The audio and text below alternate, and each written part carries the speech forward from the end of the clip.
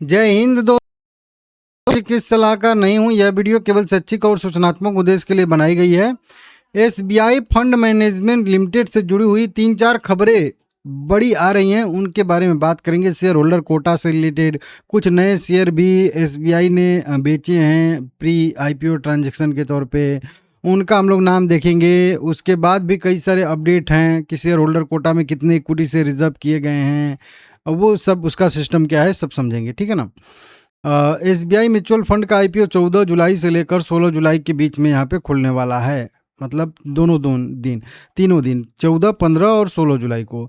IPO का upper band 574 रुपये तय किया गया है। 1,17,000 करोड़ रुपए का इसका मार्केट साइज बताया जा रहा है। 20,37,09,300 इक्विटी शेयर लगभग बेचने वाली है। 11,700 करोड़ रुपए के आसपास का आईपीओ का साइज है जो बताया हूँ। 26 शेयर का लोट साइज इसका रहेगा, तो इसी की मल्टीपल लगभग 13 लोट तक रिटेल कैटेगरी में मैक्सिमम लगा सकते हैं आप लोग, ठीक है ना। वहीं पे अलग अलग है, इसको आप लोग चाहो तो यहाँ पे देख सकते हो, ये स्क्रीनशॉट ले लीजिएगा, ठीक है ना।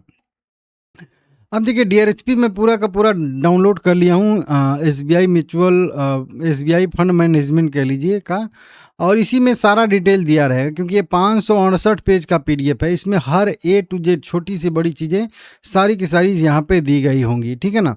तो उसी में से मैं यहाँ पे कुछ फिल्टर करके आप लोगों को बता रहा हूँ शेयर होल्डर कोटा का क्या अपडेट है।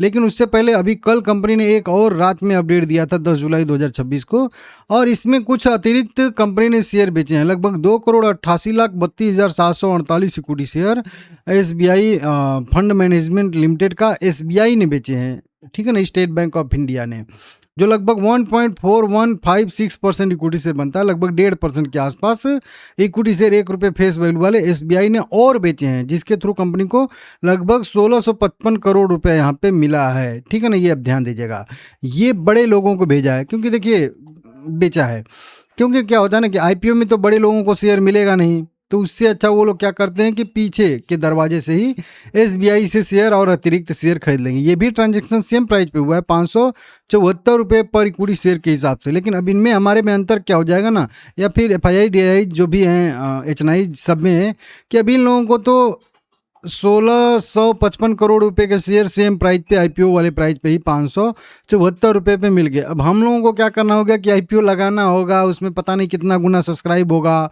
किसको मिलेगा किसको नहीं मिलेगा, तो दिक्कत है ना भाई। इसी तरीके से पीछे वाली खिड़की से एसबीआई हमको भी दे दे एसबीआई के शेयर 574 रुपये में, तो बढ़िया रहेगा ना आप लोगों को। तो इसी तरीके से ये बड़े लोग हैं भाई, पीछे के दरवाजे से शेयर जो है कुल खरीद लिए हैं, ठीक है ना, ये ध्यान दीजिएगा। उसके बाद नंबर, और यही ये पीडीएफ जो है हिंदी में है। अब इसके बाद अगर हम लोग बात करते हैं जीएमपी का, तो देखिए जीएमपी में भी गिरावट थोड़ी सी आई है, लेकिन उतना कुछ खास नहीं है। लिस्टिंग गेन अच्छा मिलने की संभावना है इसमें। 574 रुपये पे भी 108 रुपये यहाँ पे जीएमपी ट्रेड करा। तो अब वो लोगों को जो अभी मैं बता रहा था, इनको तो 574 रुपये में शेयर मिल गया, तो जीएमपी तो 108 रुपये ऊपर ट्रेड करा है। मतलब 682 के आसपास की लिस्टिंग बताया जा रहा है, तो 682 पे उनको मिलना चाहिए ना, लेकिन नहीं, लिस्टिंग होगी 682 पे, तो जो मार्केट से लेने वाला रहेगा वो 682 पे लेगा, लेकिन उन लोगों को 575 पे ही मिल गया है। या फिर जो आईपीओ में कंपटीशन करके जिनको बिड मिलेगी उनको 575 में मिलेगी। यहाँ तो बिना बिड लगाए ही 574 पे मिल गया, तो बढ़िया है ना भाई उन लोगों के लिए।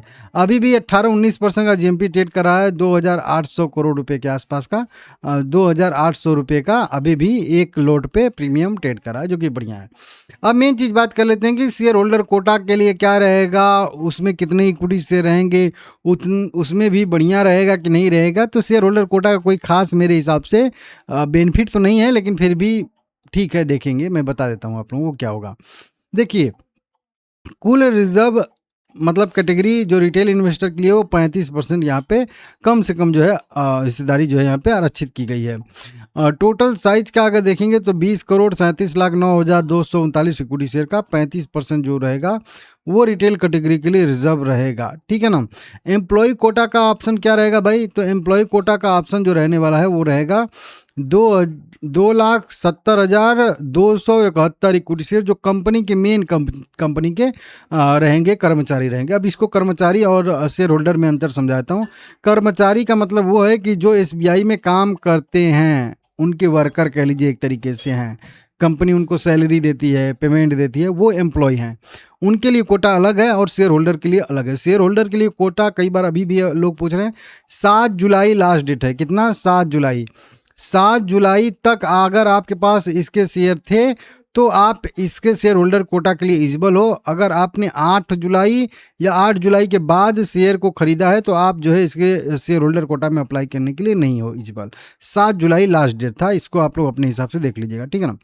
तो कुल मिला के 2,70,000 इनके कंपनी के खुद के एम्प्लॉय के पास जो है जो शेयर हैं उनके लिए रिजर्व किया गया। वहीं पे एसबीआई के एक और एम्प्लॉय हैं, जैसे पेरेंट कंपनी के, पेरेंट कंपनी मतलब जिन कंपनियों के पास एसबीआई के शेयर हैं या फिर जो मतलब एसबीआई की पूर्ण स्वामित्व वाली सहायक कंपनियां हैं, उनके कर्मचारियों के लिए भी लगभग 29,87,076 इक्विटी शेयर रिजर्व रखे गए हैं, जो लगभग 1.15% आता है total paid up equity share का।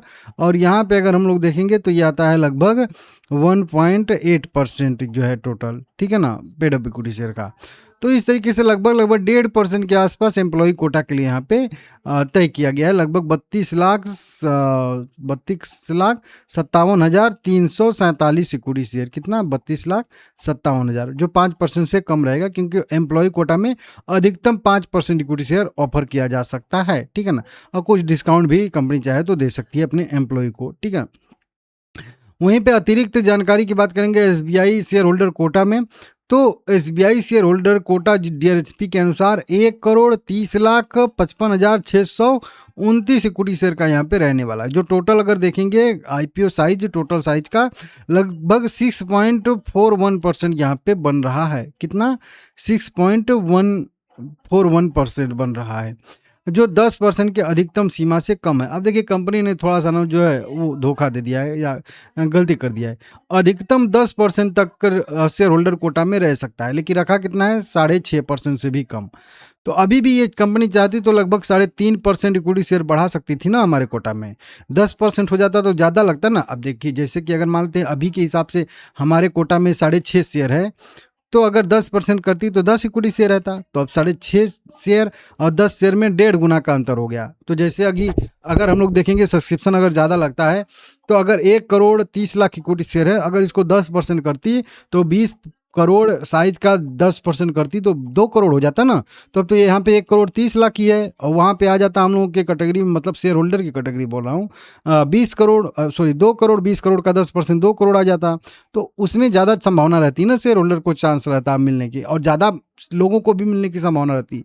अब तो यहाँ पे कम साइज कर दिया, केवल 6.5% का ही कर दिया, तो थोड़ा कम ही मिलेगा ना भाई, इशू साइज कम हो गया। अब ये जो है घटा है वो रिटेल कैटेगरी में उधर रहेगा, नहीं तो इधर 10% आता तो रिटेल कैटेगरी में ज़्यादा कम होता, तो फिर रिटेल कैटेगरी में ज़्यादा मतलब माथापच्ची होता या कंपटीशन होता, शेयर होल्डर कैटेगरी में अच्छे से मिलता लोगों को।